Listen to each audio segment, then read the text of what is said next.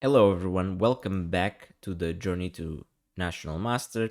This episode I'm gonna show you guys my round 6 game from Open Marquês de Pombal. This game I got paired up against Ricardo Araújo, a 1684 rated player, very talented kid from Portugal. I had the black pieces, my opponent had the white pieces. He opened with e4, I went c5, knight f3, and here already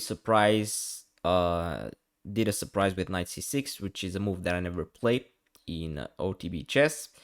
Yep, I normally go for d6 and I either play against the open Sicilian, I play either the dragon, the Najdorf, or the classical, but I decided to switch things up and played knight c6. Here my opponent played d4, takes, and here already kind of an unusual move that I do here, which is e5, the so-called Kalashnikov Sicilian. More common is after knight f6, knight c3, e5, and this would be the Sveshnikov, which is way more mainline and way more popular. But okay, I went for e5, and yeah, this was the first time that I ever played this. I was trying to get my opponent out of some preparation because I thought, okay, there's no way he knows lines against the Kalashnikov because it's such a rare setup, and maybe I'll be able to trick him and to get a really good position out of the opening and then outplay him and win. That was my whole idea. So yeah, after knight b5, I went d6, knight c3 by my opponent, a6, knight a3, bishop e7. So far, everything is known theory. Knight d5, knight f6, my opponent takes on f6, I take back with the bishop on f6, and now my opponent surprised me with c3, which I wasn't expecting at all. I was expecting the, I think, more natural move, knight c4, putting pressure on d6, and here I would have castled, and there's a lot of tricky lines involving this pawn sacrifice for compensation, and yeah, I was expecting to go into this territory, but okay, my opponent decided to play c3 first. I was already a little bit uncomfortable, I'm not gonna lie, because this was already not part of my preparation. I castled, he played bishop e3, and here, yeah, I just was completely on my own, and I started to think, which is just what you have to do in chess.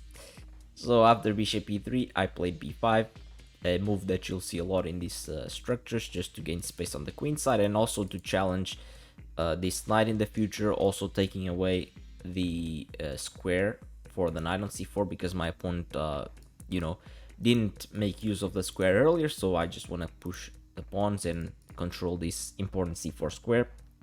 My opponent played bishop e2, makes sense, just finishing development. I also try to finish my development with bishop e6, and now my opponent played bishop f3, which surprised me a lot. And I was like, really? Well, like, can this work? Because it feels very weird to move the bishop twice like this. But my opponent's idea is very clear. If he had castled, I would have just played d5, and I would have been feeling really good about my position, because after takes, let's say, even queen takes, bishop takes, okay, we get this equal middle game with chances for both sides, and the main thing is that I got rid of this weakness on d6 if I managed to play d5, which, it's very annoying to have this backward pawn in this type of structures. But yeah, my opponent did a very interesting move with the bishop f3 uh, and stopping d5. But I started thinking and spending a long time here, because okay, this looks very good when you think about stopping d5, but there has to be a drawback, and I ended up finding the best move in the position, which is exploiting the fact that my opponent is wasting a lot of time trying to prevent my main plan, and I played b4, which is an excellent move because it's already putting pressure on white's position. This very uncomfortable knight on a3 has to move at some point, and my opponent still didn't castle, and I was trying to be active and put problems here. So here my opponent takes on b4, I take with the knight, and now my opponent castles. And here I stopped to think again for a long while, and yeah, I was mainly looking at taking this pawn on a2, and I was trying to figure out if I could take this pawn here.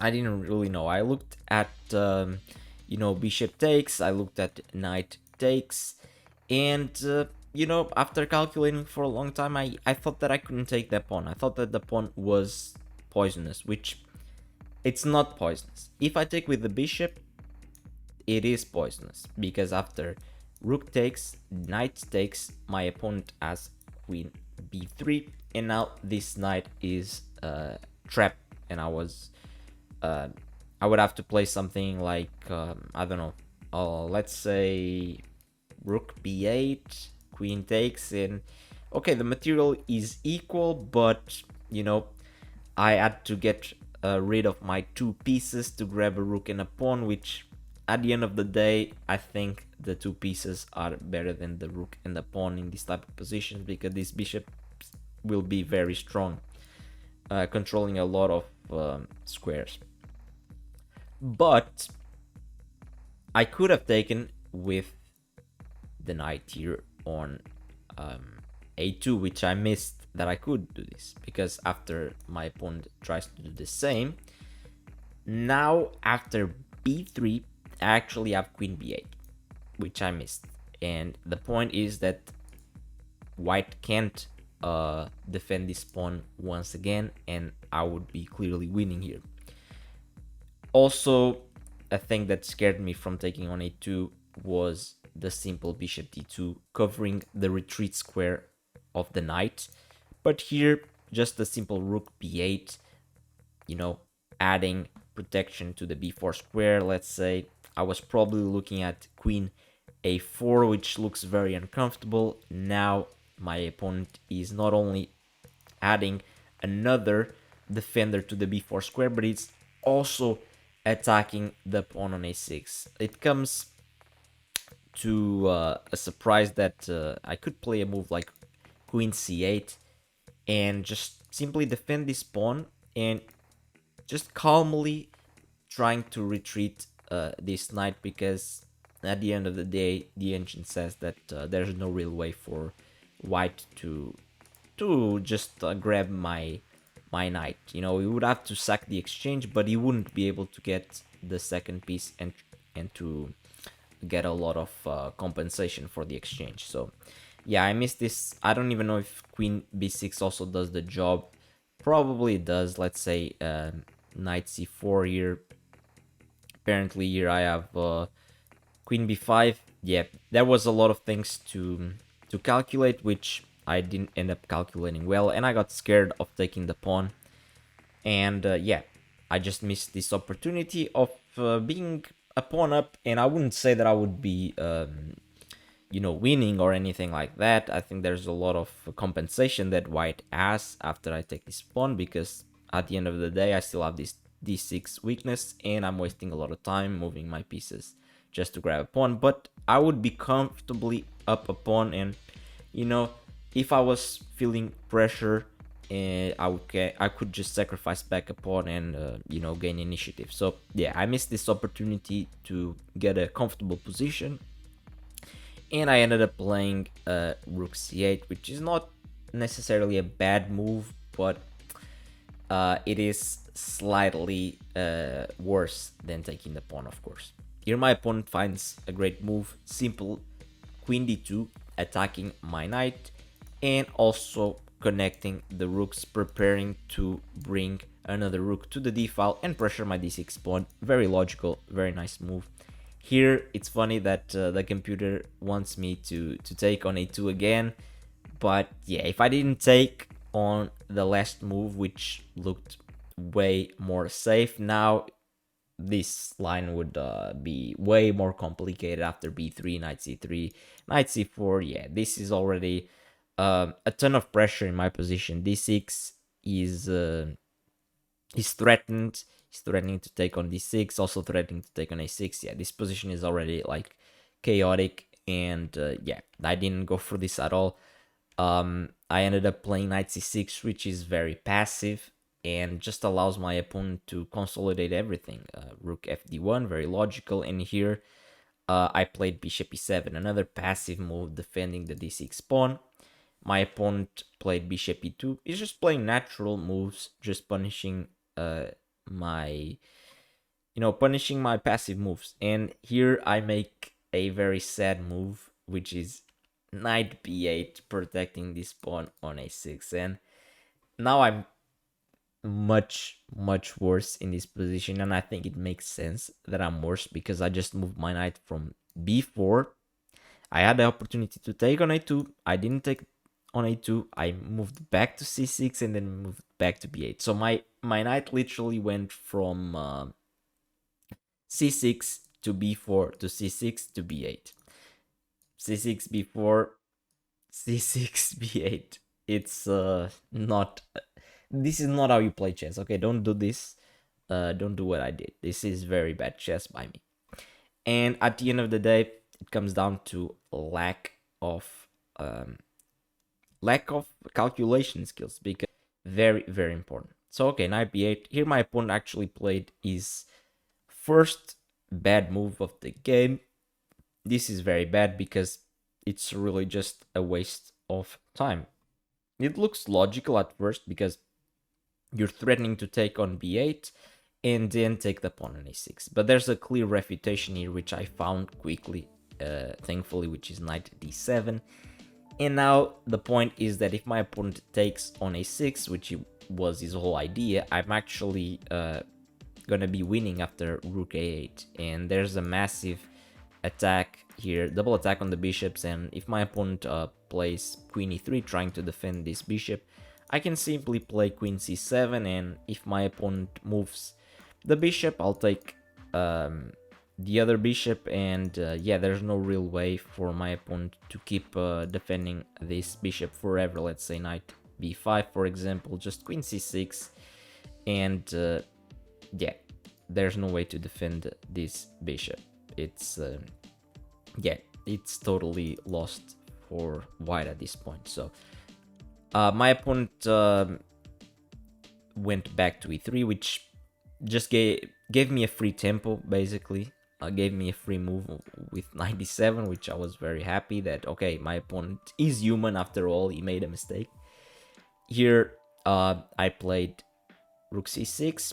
I thought this move was nice, lifting the rook and protecting a6 pawn, protecting d6. I liked a good move. Here my opponent played rook c1, makes a lot of sense, bringing the last piece into the game. I played queen a6, protecting the rook, also adding extra protection to a6. My opponent played knight c4, and here I doubled the rooks on the c file. Here my opponent defended the knight with b3, makes a lot of sense, and here I make a very questionable move. I play rook b8, which, I'm not gonna lie, I don't know what in the hell I was thinking with rook b8. I don't feel like this move like makes sense at all. I don't know what my opponent was threatening, or if he was threatening anything, but yeah, I already feel like if you're not used to playing these structures with a backwards d6 pawn, like looking at this position for black, I don't know what to suggest, honestly. I hear my opponent played knight a5. I traded rooks, and here I played rook c8. My opponent traded the rooks and played queen c1, threatening to, trade queens here, offering a queen trade. And yeah, I didn't really know what I should do here. I ended up playing a bad move, which was queen takes on c1 check. Of course, here after queen c1, I had to stop and try to calculate the ensuing endgame after takes.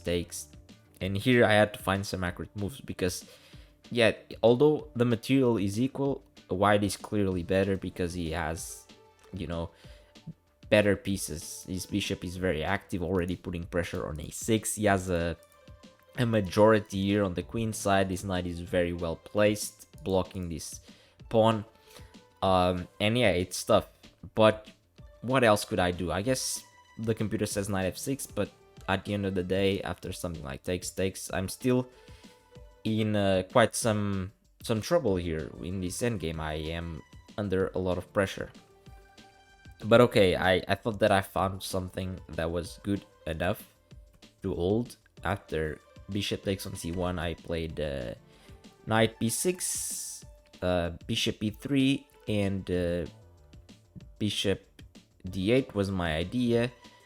Yeah, my idea was, okay, now my opponent has to probably move the knight somewhere, and I'm able to consolidate everything. But yeah, I missed again that my opponent can just ignore the fact that this knight is hanging and counterattack my knight. And the point is that, you know, when I take the bishop, when I take the knight with the bishop, he takes my knight, and after bishop c8 here defending the pawn on a6, he grabs this pawn on d6. And yeah, when he played bishop a7 here, yeah, I realized that like, I think I have to enter this line, although the computer says that I could still play bishop c7, which would be better. But at the end of the day, this also involves a pawn sacrifice. Let's say bishop takes, bishop takes, bishop takes here on a6. But the computer says that this version of the endgame is a better try, like a better try for defense. I just, I had to make a decision between either, either play this endgame with bishop against bishop, or the other one with bishop and knight versus double bishop. But the thing that made me go into this bishop endgame instead of the other one was that on the other one, he had two connected passed pawns versus 0 pawns on the queen side for me. If I go back, you can look at it. Let's say bishop here, takes. Here he has two, connected passed pawns. I thought this would be way scarier than what happened in the game. Because at least, okay, it will be hard for him to... He will be creating a passed pawn, but I thought it would be more holdable if you only had one passed pawn instead of two connected passed pawns. But yeah, the computer says that this is very hopeless with the two bishops already giving like 1.3 in game, which I thought, okay, I'm clearly worse, but maybe I have chances to hold this. I wasn't really like completely familiar with this type of endgames. But the very bad thing that I realized once we got in this position is that my king is not gonna come into the game easily, because like the f8 square is covered by this bishop, and if I play f6 trying to bring my king to the center via f7, he just has bishop c4 check, and I have to go to h8, and I mean, this is miserable at all. My pieces are so bad, so passive, and I'm down a pawn. This is miserable. So yeah, after actually starting to think more and more, I realized that I'm in big trouble. g6, trying to activate my king. But yeah, we reached this position where my opponent has like kind of an easy path of getting his king in. And yeah, I have nowhere to go. Like, my king can't move to the center. Like, his pieces are perfect. I tried to trade, either trade the bishops like this. I thought this would help me. Or what happened in the game, he took on a6 and I took on a2. And I was like, okay, at least he's only like got like one passed pawn here. But yeah, this is enough for a win, and my opponent demonstrated really good technique here. He played bishop c5, stopping any bishop d4s. Yeah, I started moving pawns on the king side, which totally misses the point of my opponent's play. He just brings the king in, and I try to create some counterplay, but at the end of the day, there's no way that I can stop this pawn, unfortunately. And after a few moves, yeah, my opponent just completely crushed me and made a queen. I had to sacrifice my bishop. f6. Yeah, I should have probably resigned around here, but not gonna lie, I was very upset with the game itself, and I still wanted to keep playing just out of pure frustration. And my opponent just very calmly and very maturely just improved this position, and yeah, didn't give me any chances of you know maybe sacrificing my bishop for some pawns or something like that. Yeah, he just very calmly and uh very well just kept improving his position, and at the end it was even funny because he actually mated me in a very very study like way with you know bishop here g8, and now no matter what I do, I'm in zugzwang, and he's gonna play bishop c5, bishop f4 check, excuse me, and he's gonna mate me, and here I finally resigned. And yeah, I was very very upset with this game, I'm not gonna lie. Yeah, I just got completely outplayed. My opponent played a very good game, and yeah, I played a very terrible game, and yeah, I was very upset, but it's my fault. I really should have been better, and it proved that my calculation is still very very very very poor, and this will cost me games against strong players like my opponent. So yeah, it is what it is. We have to move forward, and in the next episode I'll show you guys the last round. Hope you enjoyed this one, and I'll see you in the next video. Bye bye.